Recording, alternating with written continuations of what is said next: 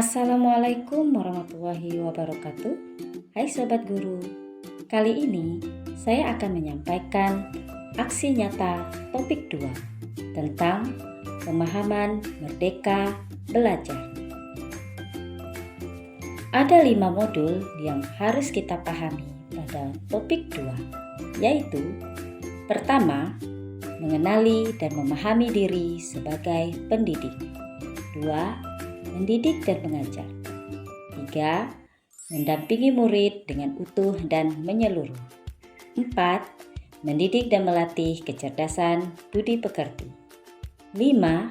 Pendidikan yang mengantarkan keselamatan dan kebahagiaan. Modul 1. Ayo kenali dan pahami diri bahwa sebagai pendidik kita harus 1. Bisa memaknai dan menghayati pribadi kita sebagai manusia yang merdeka untuk terus belajar. 2. Mampu menyelaraskan peran yang relevan dengan konteks murid dan zaman. 3. Sadar bahwa kita sedang berkontribusi membentuk masyarakat dan budaya masa depan melalui murid-murid. Mengapa perlu mengenali dan memahami diri kita sebagai pendidik? Ya, agar kita bisa menghantarkan murid-murid untuk berdaya dan menjadi manusia merdeka. Menurut Ki Hajar Dewantara, manusia merdeka adalah manusia yang hidupnya bersandar pada kekuatan sendiri, baik lahir maupun batin, tidak tergantung pada orang lain. Modul 2. Pengajaran merupakan bagian dari pendidikan. Demikian mengajar bagian dari mendidik. Menurut Ki Hajar Dewantara, pendidikan sebagai tuntunan, yaitu tuntunan dalam hidup tumbuhnya murid.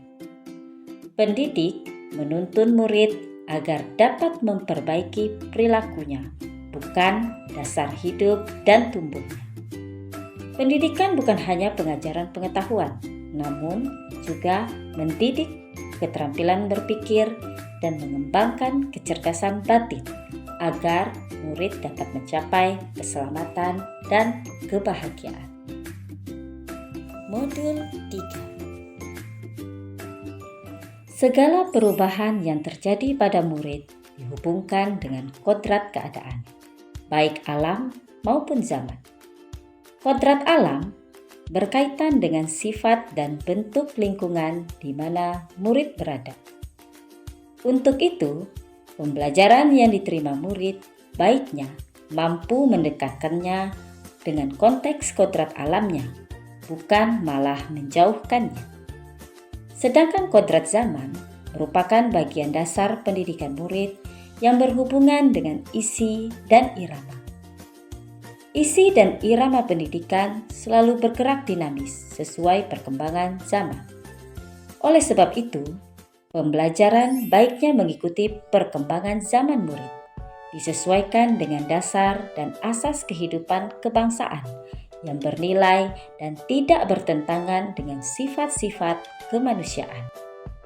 Perubahan yang terjadi pada murid hendaknya berprinsip pada asas trikon. Lalu, bagaimana menerapkan pembelajaran bermakna bagi murid berdasarkan asas trikon? Pertama, kontinu. Pendidik hendaknya melakukan pengembangan pendidikan secara berkesinambungan dan terus-menerus dengan perencanaan yang baik. 2. Konvergen. Melakukan pengembangan pendidikan bisa dari berbagai sumber di luar negeri, namun harus disesuaikan dengan kebutuhan dan nilai-nilai atau identitas kebangsaan. 3. Konsentris. Bersifat terbuka namun tetap kritis dan selektif terhadap pengaruh kebudayaan luar agar karakter budaya kita tetap sebagai pusatnya. Modul 4. Guru tidak cukup mengajar kognitif saja, namun juga budi pekerti. Budi pekerti merupakan perpaduan dari cipta atau kognitif, rasa atau afektif, dan karsa atau psikomotorik. Keluarga adalah tempat utama dan paling baik dalam melatih karakter murid atau anak.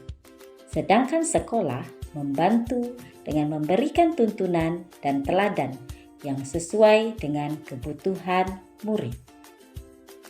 Ki Hajar Dewantara memberikan pandangan baru dengan menggabungkan teori tabula rasa dan teori negatif menjadi sebuah pendekatan yang disebut teori konvergensi. Ki Hajar Dewantara menganggap bahwa kodrat manusia sebagai suatu kertas yang sudah terisi dengan tulisan-tulisan yang samar dan belum jelas arti dan maksudnya. Sehingga tugas pendidikan adalah membantu menebalkan dan memperjelas arti dan maksud tulisan samar yang ada di kertas tersebut. Modul 5. Ki Hajar Dewantara memperkenalkan tentang filosofi pendidikan yang menekankan pada proses pembelajaran atau yang kita kenal dengan istilah sistem Amon, yaitu ing ngarso sung tulodo, artinya di depan memberi teladan. Ing madya mangun karso, di tengah membangun kehendak. Tutwuri handayani, di belakang memberi dorongan. Sistem Amon didasarkan pada dua hal, yaitu kodrat alam dan kemerdekaan. Kodrat alam menjadi syarat untuk mencapai kemajuan pendidikan sesuai potensi murid. Sedangkan kemerdekaan dalam belajar menjadi syarat untuk menghidupkan dan menggerakkan kekuatan lahir dan batin murid sehingga mencapai keselamatan dan kebahagiaan. Demikian pemaparan saya tentang pemahaman merdeka belajar. Terima kasih, semoga bermanfaat.